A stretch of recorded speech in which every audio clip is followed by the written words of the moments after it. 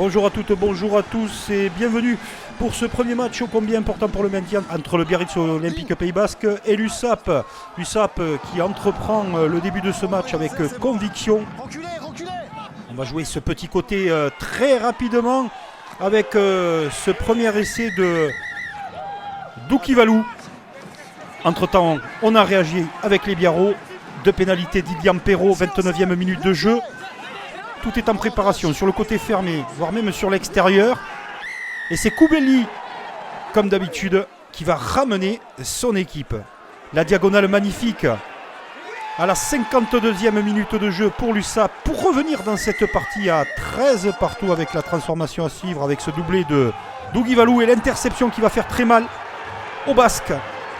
Avec cette course, il va résister jusqu'au bout de TDR pour marquer cet essai à l'heure de jeu, mais les ressources, et ce match est assez incroyable, un chassé et croisé magnifique entre ces deux équipes, ce sont les matchs pour le maintien, avec cet essai de nouveau de la part de Couillou pour ramener Biarritz, mais c'est Perpignan qui ne va pas craquer, qui va l'emporter 1000 jours après sa première victoire à l'extérieur. Perpignan signe un exploit magistral.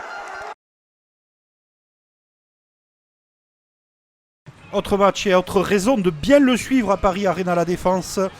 C'est le match entre le Racing 92 et l'ASM Clermont-Auvergne, où les Jaunards, vainqueurs du Stade Toulousain la semaine précédente, vont commencer pied au plancher avec cet essai de Damien Penaud.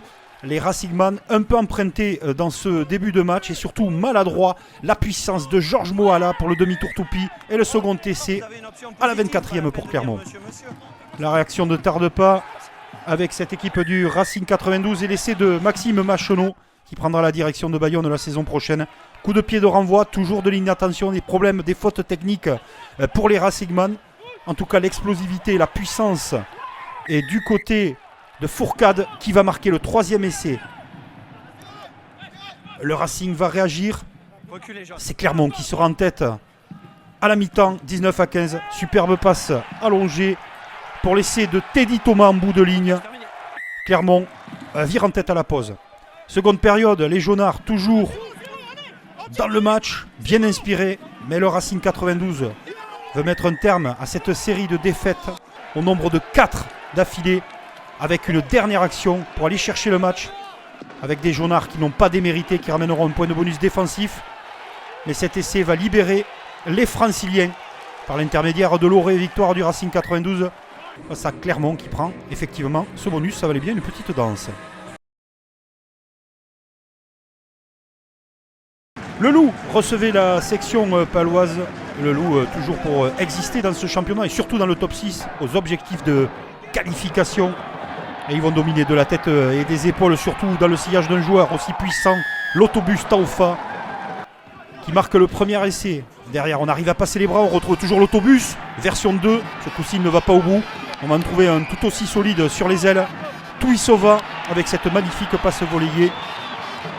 Le Loup domine son adversaire dans l'occupation, dans la possession, dans les duels, dans les plaquages. Belle réaction paloise tout de même à la 24e. Où Martin Puech va marquer cet essai. C'est un peu oublié sur les plaquages, on n'a pas trop communiqué. En tout cas, très bel essai, tout en puissance de Martin Puech. Lui, on va continuer pour essayer d'aller chercher quelque chose dans ce match. Une victoire bonifiée qui ferait beaucoup de bien sur le plan comptable. Et on enchaîne toujours avec Taufa pour le doubler. Le revoilà. Les extérieurs de la profondeur, les passes dans l'intervalle. Ça a l'air facile, mais c'est bien bossé de la part des Lyonnais. Ce nouvel essai, c'était Nignashvili. Et Fainga va finir le travail pour une victoire bonifiée et totalement méritée pour les Lyonnais qui ont été impeccables dans cette rencontre.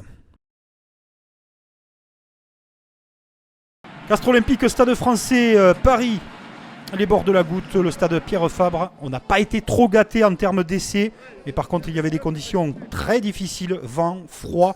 Et à ce petit jeu, c'est Botica qui va gagner le match. Botica 3 à la 9e minute. Paris 0. On va essayer tout de même de lancer du jeu sur les extérieurs.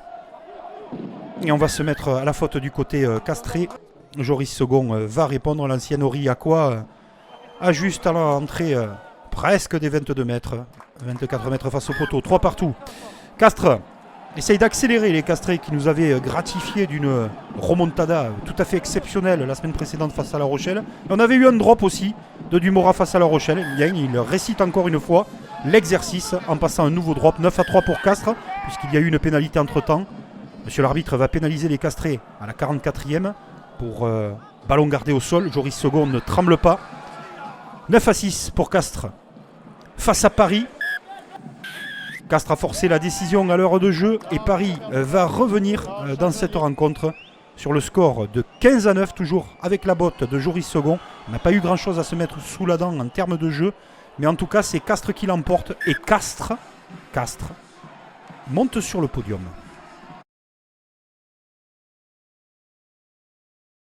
Le match très important pour les brivistes. Ils reçoivent le leader.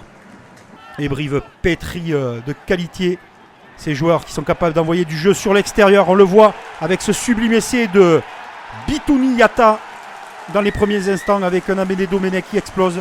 C'est normal, il y a du volume, il y a du jeu. Brive va dominer ce match pendant 75 minutes et aller chercher un nouveau mouvement splendide avec cet essai de Twikovu. On se dit à l'heure de jeu que les brivistes vont se diriger vers une victoire qui leur ferait tellement de bien au Coujou. Mais c'est mal connaître le mental de cette équipe Bordelot-Bègles avec cet essai de Woki entre les poteaux.